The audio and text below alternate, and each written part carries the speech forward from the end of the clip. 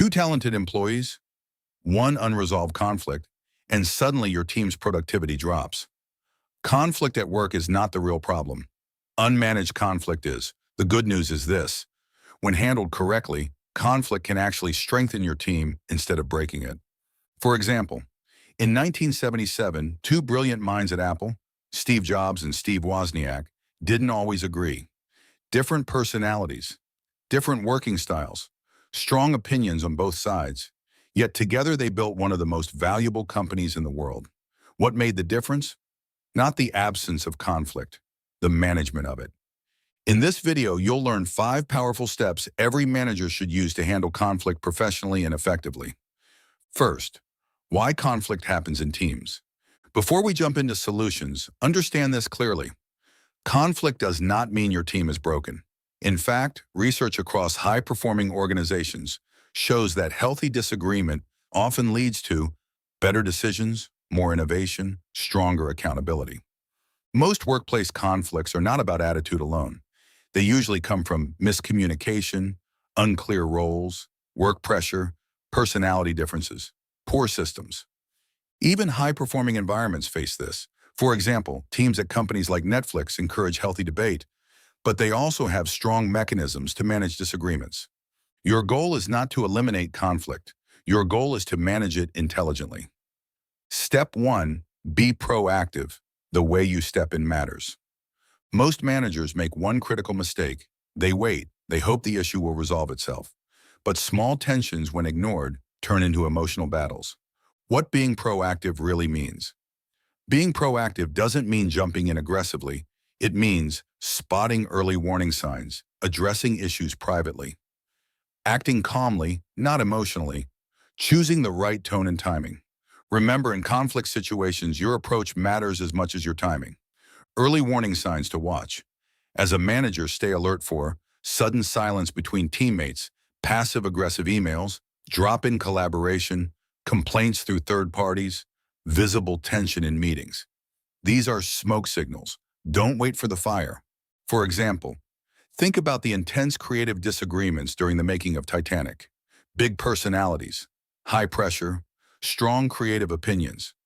Projects of that scale always involve friction, but structured leadership keeps the team aligned toward the common goal. Similarly, your job is to step in early before friction becomes friction damage. Practical action for you. This week, observe team behavior closely, address tension within 24-48 hours. Keep your tone calm and neutral. Proactivity saves relationships before they break. Step 2, deal with difficult people and incompetence. Now let's address something many managers hesitate to admit. Sometimes conflict isn't just misunderstanding. Sometimes it's difficult behavior or lack of capability. And if you treat both the same way, the conflict will continue. First, identify the real category. Is this person unwilling or unable? Because the fix is completely different.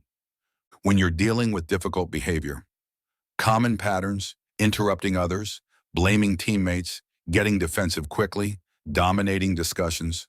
What works? Stay calm and specific. Use observable examples. Set clear behavioral expectations. Avoid emotional debates. Better way to speak instead of, "You always create problems." Say, "In the last 2 meetings, there were interruptions. Let's work on giving everyone space to contribute." When the issue is incompetence, sometimes the person is trying, but struggling. Watch for repeated errors, missed deadlines, overdependence on teammates, confusion about responsibilities. What works? Provide targeted coaching, clarify expectations, create short-term milestones, offer structured support. For example, imagine a product team similar to those at Apple. A senior engineer keeps getting frustrated with a junior teammate. At first glance, it looks like ego conflict. But after investigation, the manager realizes the junior lacks technical clarity. The senior is tired of rework. Solution: targeted training plus clear review checkpoints. Conflict drops significantly. Step 3, dig under the surface. This is where great managers separate themselves from average ones. Most conflicts have visible issues and hidden causes. If you only fix the surface, the conflict returns. The rule: What people say is often not the real problem. You must dig deeper. Questions that reveal the real issue. In your one-on-one conversations, ask, what's been most frustrating for you? When did this start? What outcome would feel fair to you? What do you need going forward? Then, listen carefully, not to reply, but to understand. Common hidden causes.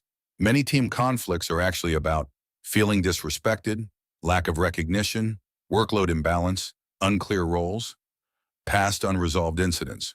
For example, two sales executives argue constantly over leads. Surface issue, lead distribution. Real issue uncovered. One feels the other gets favoritism, and there is no transparent allocation system. Manager introduces a clear lead rotation process. Conflict disappears. If the same conflict keeps repeating, don't just manage the people. Fix the environment they are working in.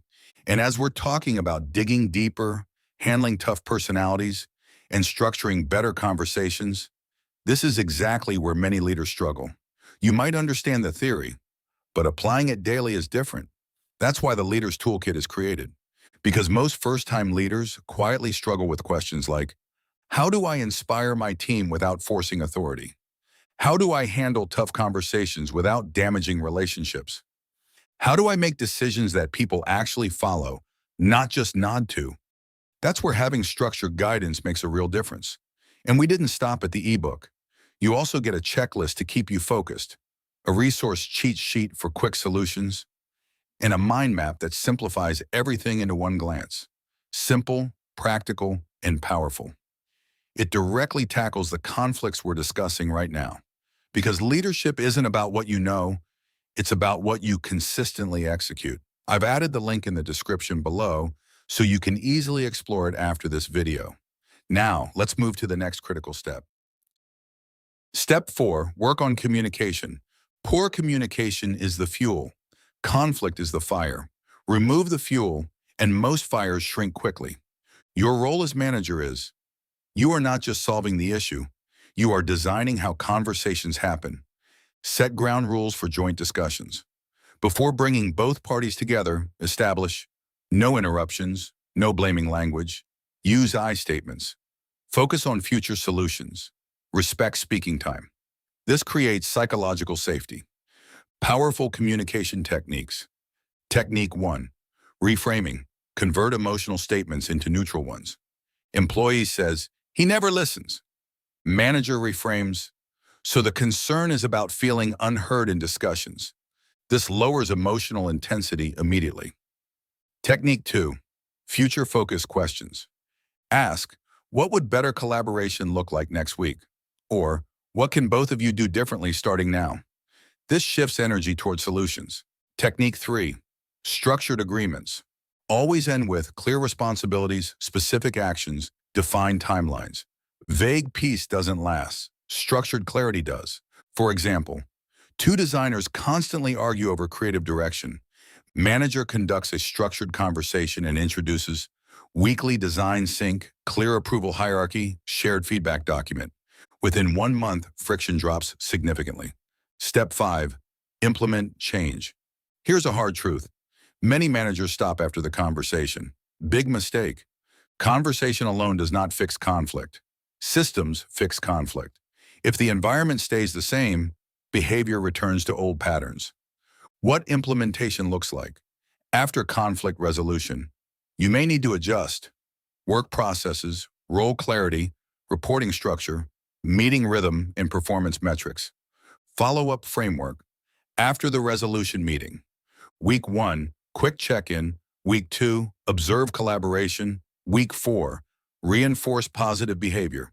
Consistency builds trust. For example, after resolving conflict between two project managers, the leader defined ownership areas, created shared tracker, scheduled fortnightly alignment. Within 6 weeks, escalations dropped, delivery improved, team morale increased. That's the power of implementation. How to reduce conflict before it starts. Smart leaders don't just solve conflict. They design teams where conflict is easier to manage. First, clarify roles. Early, many conflicts start with, I thought that was your job. Use written responsibilities, clear KPIs and ownership charts. Clarity prevents overlap fights. Second, build psychological safety. Encourage people to speak early, raise concerns, and ask for help. Silence today becomes conflict tomorrow. Third, standardize key processes. Create clarity around approvals, handovers, escalations, and communication channels. Good systems reduce personal friction. Fourth, recognize collaborative behavior. Public appreciation reinforces teamwork. What gets recognized gets repeated. When people feel valued, they compete less destructively. Fifth, train the team on communication skills. Don't assume people know how to collaborate. Teach active listening, constructive feedback, meeting etiquette. Prevention is always cheaper than repair. Conflict in teams is not a leadership failure. Ignoring it is. When you act proactively, handle difficult behavior and skill gaps, dig beneath the surface, structure healthy communication, and implement real changes, you don't just solve conflicts. You build a stronger, more resilient team. And the best part? These are skills you can improve every single week, because great managers are not born. They are built, conversation by conversation, decision by decision, and conflict by conflict. If you enjoyed this video, don't forget to hype it up. It helps the channel grow. Thanks for watching, and comment below. What's the most challenging team conflict you've ever faced as a manager? And remember, handled poorly, conflict divides teams. Handled well, it builds stronger ones. Check out our next video on why even the best teams collapse, the 5 dysfunctions of a team. Click here to watch it next.